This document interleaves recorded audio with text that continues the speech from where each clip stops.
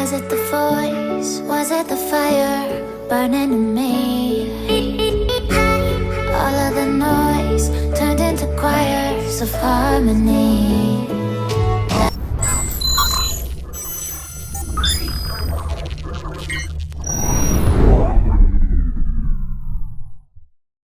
What's up, guys? Welcome back to another episode of Sneaky Tech Travels. So for this episode, like as I've promised before, I will provide you with an owner's feedback or an owner's review in terms of how this Ranger Raptor performs overall. No, so again, as I've mentioned, this review is actually from a typical owner's perspective. A different point of view as opposed to our beloved car reviewers from YouTube.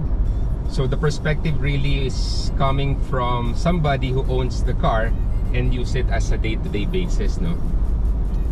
Now let's start with the most important part, no, which is the overall performance of the engine or the ride itself, no.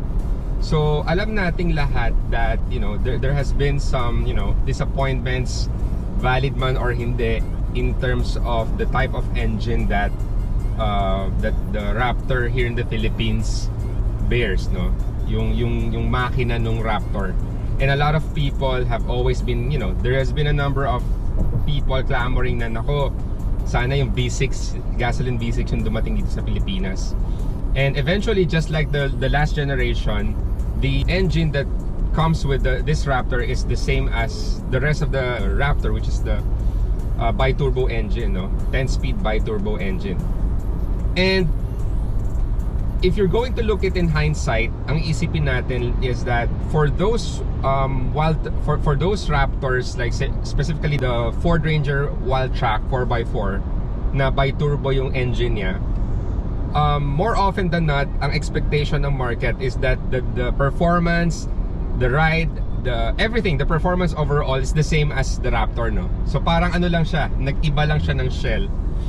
But in reality, this is something that I'd like to share, is that I think Ford did something on this engine, regardless that this engine is the same as the Wildtrak 4x4 bi-turbo diesel.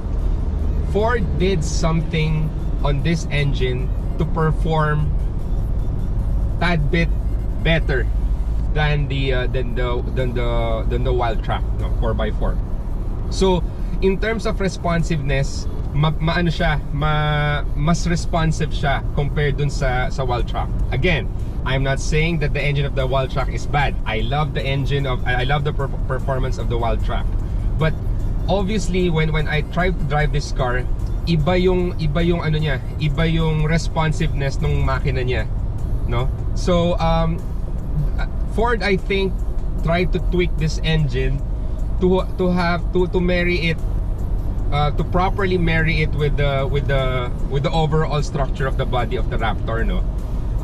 And that is something that's quite of a surprise, but at the same time quite of a good news for those really eyeing to have this car, kasi the price difference would also, in terms of the performance of the engine, would justify the delta between getting the Wildtrak and the Raptor, no? So I try to validate it. I try to validate this observation, not just for myself, but, you know, surprisingly with one of the person dun sa dealership.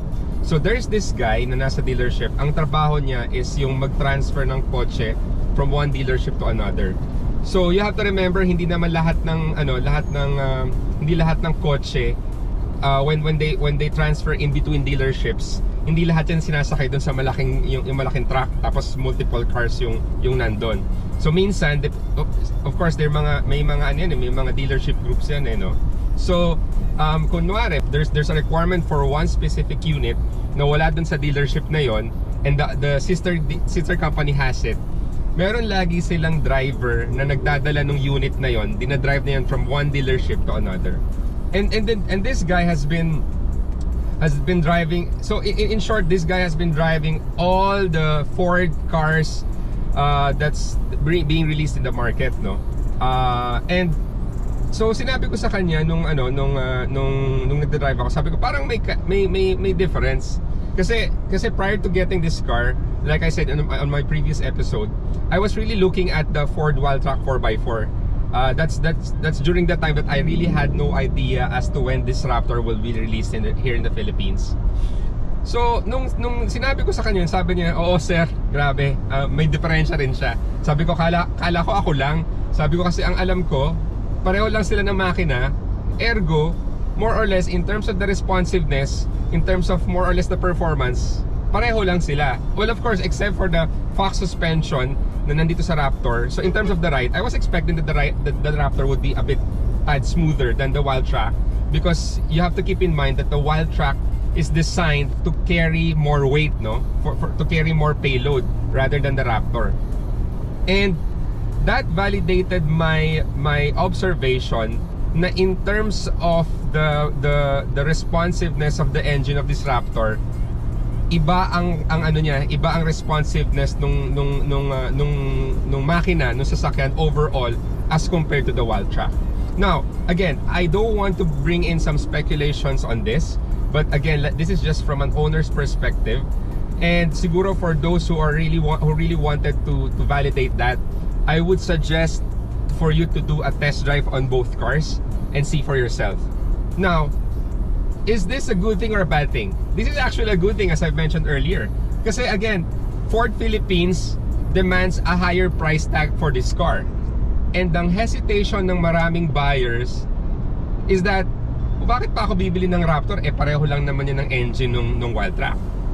And again, I'm happy to report that there is a noticeable difference in terms of their performance and the responsiveness of the engine of the Raptor versus the Wildtrak. Okay. Second that I've noticed here is yung bine-mention ko kanina na the instrument cluster. So the Raptor actually has a wider instrument cluster than the rest of the new generation Ford Ranger. And I'm happy to report that yung dating nung cluster being wide gives a different experience to the driver. So hindi siya masyadong maliit para tignan mo siya on a normal usage basis, kundi fit or swak yung width or swak yung laki nung instrument cluster dun sa size nung sasakyan. And that means that hindi masyadong compressed yung information na nakikita mo. And at the same time, when you're driving, lahat ng info that you see, important information that you see, the rev, the speed that you have, sobra siyang sobra siyang swak when you look at it on a normal basis, no? Hindi siya bitin, no? And this is one of the experience that you know, some of the buyers for the Raptor would actually tend to overlook, no? Kasi ang iniisip ng iba na yung cluster maliit, malaki, wala naman diferensya yan, no? Try to drive I had the chance to drive an F-150, and doon mo makikita parang ang laki ng difference kapag yung instrument cluster mo is malaki, and if that instrument cluster is in congruence with the size of the vehicle that you're driving. So that's the second thing that I've noticed on the car itself, no?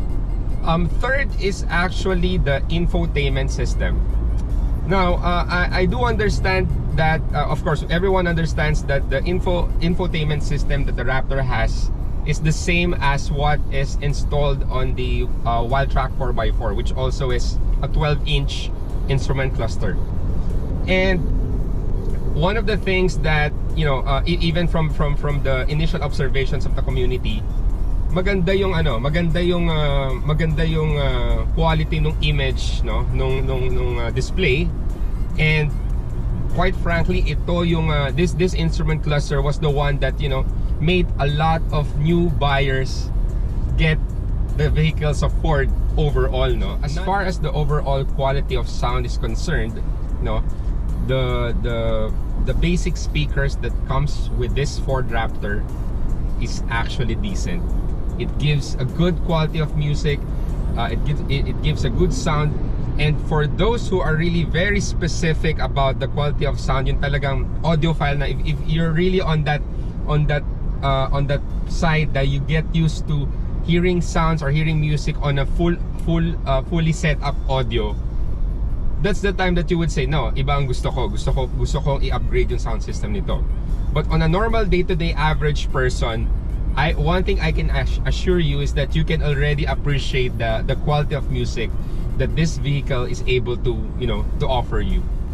Another thing that I'd like to share with you, or another thing that I'd like to report, is that in terms of the width and the height of this vehicle, obviously mataas siya at malapad siya. Is it something na uncomfortable on the normal driving, on your day-to-day driving? It depends. If you're driving on a typical highway, like right now we're at Skyway, no, or even if you go to NLEX, SLEX, or the normal highways that we have here in the Philippines, driving this vehicle wouldn't be a problem. In terms of the adjustments, hindi ganun kahirap ang adjustment ninyo. One thing that you'll notice though is that in terms of the height, mataas siya. Even when your vehicle actually, rides in parallel to other SUVs, you would notice na mataas ka. You have a good vantage point in terms of, going through the roads that you're driving in. One thing to note, however, that if you're coming from an average vehicle, if you're driving an average vehicle and going to the Raptor, and you're going to, let's say, going to park dun sa mga malls, no? Classic example siguro yung mga Greenbelt 1, no? SM yan, mga ganyan, no? You will have some noticeable adjustment, no? You will have that adjustment that you have to make given that the vehicle is wide, and dun sa mga pataas at pababa nung mga parking natin, no? Yung mga parking areas natin, kailangan mo siyang kailangan mo magdahan-dahan, no? Because of the width of that vehicle. And there's a tendency that if you're not aware, or if you don't adjust at all, obviously there's a tendency for you na may mabangga ka. Kung hindi yung CCTV nung parking cashier is gagasgas yung auto na to, pwedeng gumasgas yung auto na to dun sa pader nung dadaanan mo, no? Dun sa driveway nung parking. But again, like I said, if you're coming from a typical huge vehicle, then I think more or less it's gonna be a walk in the park for you, adjusting to that. Another thing is similar to that example that I've mentioned, is in terms of the parking space, and in terms of the parking slot, no, on those public parkings. So what I'm trying to say here is that doon sa normal na size ng mga parking slots natin dito sa Pilipinas, kapag pinark mo tong Raptor, nakausli siya, mahaba siya. Okay? Even the width, halos dikit siya, no? Halos dikit siya. Again, the word is halos. So it's forgivable, no? It's not maybe for the likes of F150 or F250 for that matter, no? Or the bigger vehicles, wherein kapag pinark mo talaga siya, lalagpas dun sa linya ng parking. Dito hindi naman. Pero mapapansin mo lang talaga na kapag na-park yung kotse mo, magiging maingat ka. Dahil may probability na yung kotse sa magkabila pwedeng tamaan, mas madaling tamaan yung auto mo, no? And on the normal basis, regardless of the size of your vehicle, alam naman natin yan na kung talagang sorry for my word, kung talagang barubal yung katabi mo, talagang tatamaan ng yung sasakyan mo kapag basta binuksan na lang nila yung pinto, no? Irregardless kung maliit man or malaki sasakyan mo. But what I'm trying to say here is that dahil sa laki nung sasakyan na to, or dahil sa lapad ng Raptor, yung probability na yon, feeling mo mas mataas. Kasi mas maluwag siya, mas malapad siya. So kung lalo na kung hindi nag-iingat yung mga katabi mo, napakadaling tamaan ng kotse mo, napakadaling makakuha yan ng dimple, no? And that's the reason why ideally for a car this size, you really have to be mindful in terms of the location of the parking, or the location of the parking slot that you intend to park this car, no? Kung mas maganda sana kung maitatabi mo siya palagi dun sa may poste, or dun sa yung hindi ka may katabing magkabila, no? that enables you to actually adjust the car leaning towards the side na wala kang katabi, para mas mabigyan mo ng spasyo yung kabilang part na you have no choice kundi may magpa-park sa gilid mo. That's a minute detail, but something that, you know, I believe an owner or a prospective buyer for this car should know. Because again, at the end of the day, sometimes you get blinded na, oh, ang ganda ng Raptor, ang laki ng Raptor, okay siya, maporma siya, etc., etc. But these are some minute details that that those buyers need to know about, so that once they buy the car itself, alam na nila kung ano yung mga pros and cons on having this kind of vehicle. One of the interesting points that I also wanted to share is in terms of the speed of this vehicle. No, again, it's not ideal for you to use this car for racing kasi tandaan nyo, pick up pa rin to. This is still a pickup truck, no? Right? Now, but in terms of the throttling, in terms of the lakas kapag overtake ka or kung gusto mo siyang ihataw, I'm happy to report that regardless that this is not the V6 engine that we've always wanted to have here in the Philippines, I'm happy to report that the engine has the sufficient power to actually provide you with that throttle that you wanted, no? If you want to go a sporty drive, kaya siya, no? If you want to do if you want to create a sudden overtake, the vehicle actually has the raw power to do that, no?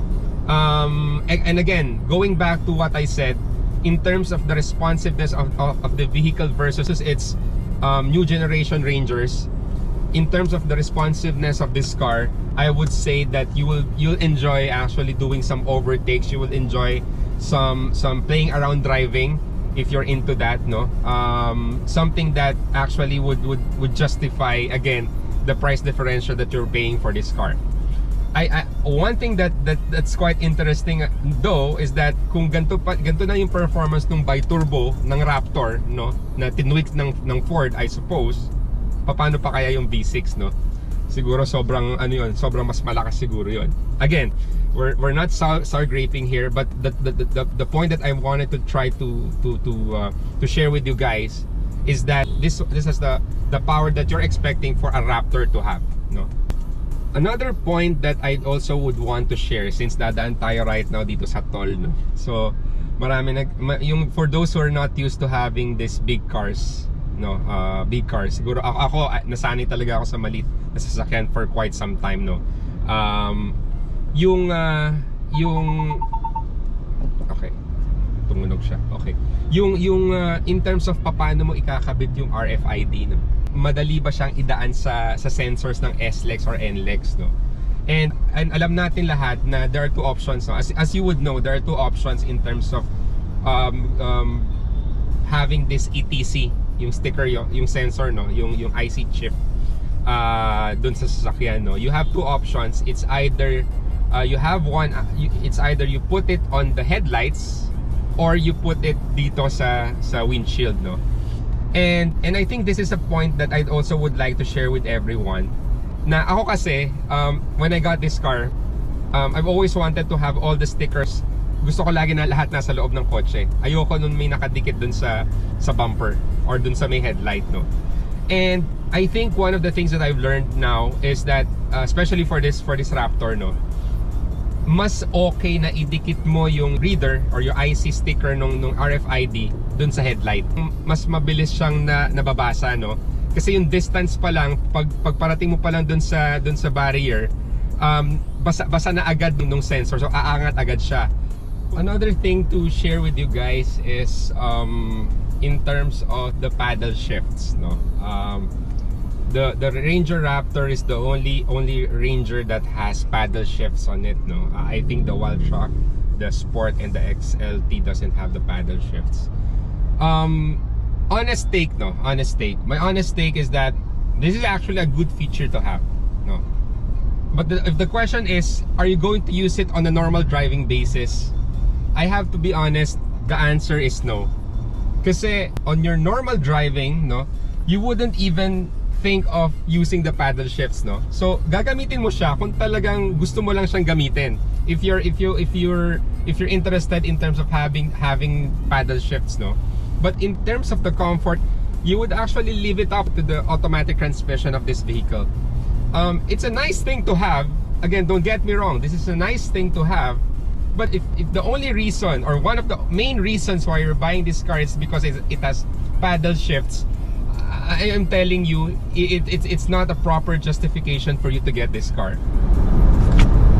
Alright, change costume tayo. Okay, so pretty much that sums up our initial impression from an owner's perspective nitong new generation Ford Ranger Raptor. So the big question is it worth it? Is it worth the price difference?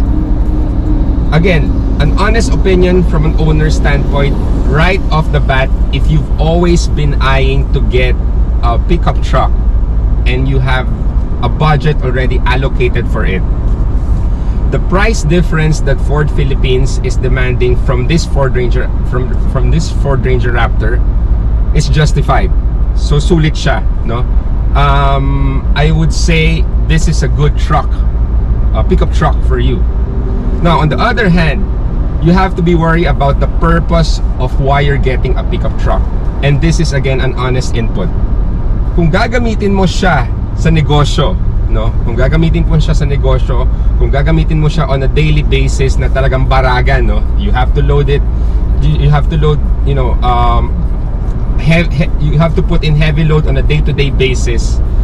Try to evaluate some of your other options, because to me, kung gagamitin mo talaga siya for baragan, it makes more sense, or it makes more practicality to look on a sub variant, no?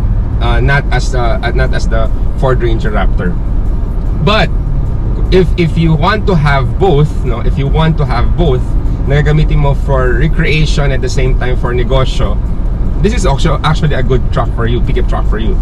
But please keep in mind that there would always be other options out there, okay, on the premise of using this to carry heavier loads. The reality is that there are all other options out there in the market that offers you the ability to carry, you know, a higher payload, and at the same time, in terms of the price, it's a bit more cheaper than the Ford Ranger Raptor. Last note, no, for those who really wanted to have that V6 engine coming to the Philippines, the question is, kung darating man siya, is it worth it? No. My take is that this bi-turbo alone already gives me the excitement in terms of driving this vehicle. Well, granted that if the V6 comes in here sa Pilipinas, I'd say it's worth it, but you have to be prepared on the price tag, no? But the question is, kung darating ba siya? And second is, the practical question is that, is this bi-turbo with its price point more than enough to give you that excitement and to give you that satisfaction of driving a Raptor? And I would have to say, yes, this bi-turbo alone is way more than enough for you to have a fun and exciting ride.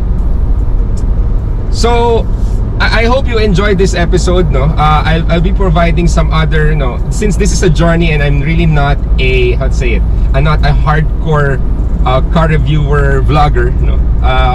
But hopefully if there's a time that I'll do that. But I think we had the chance to, I think this is a blessing that we had the chance to own one, and also it's a good thing that, you know, on my sense, I owe it to the followers of this channel to actually provide them an honest to goodness perspective of everything that, you know, everything that I had the chance to use on a day-to-day basis. The things that I own, the things that I get to borrow in a sense that I can get to have a real hands-on on it, no? Hindi pa malaki yung channel natin, hopefully lumaki siya. But lahat ng fini-feature natin dito sa channel is hindi sponsored, no? Salamat sa mga kaibigan ko na nagpapahiram ng mga gamit nila. Kung wala na talaga tayong pambili ng mga gamit nila, no? And again, Sneaky Tech Travels really is, you know, it's a channel that I'm still trying to look in terms of what topics that I would want to feature on this channel. But if you're going to look on the previous episodes that I have, it's really, it really boils down to both tech gadgets and travel, no. And I bring in this Ford Raptor because I think this is in terms of the automobile industry, no. This goes down to the tech vertical, in terms of how this car has been designed overall. So I really hope you enjoyed this. Gagawa pa tayo ng, not to bore you with all those stuff, but I still wanted to create some episodes about this car because some of you may ask, so pagkakuha ko ng Raptor, ano ba yung mga basics na kailangan kong ilagay, And of course, if there are any other issues, if there are any other good points that I see along the lines of me using this car, definitely I'll share it with you guys. So ayan, again, maraming salamat for taking time to watch this. If you came across, if umabot kayo sa ano na to, sa part na to, again, maraming salamat for watching. Please don't forget to like, again, share, and subscribe to my channel. Till next time. Maraming salamat.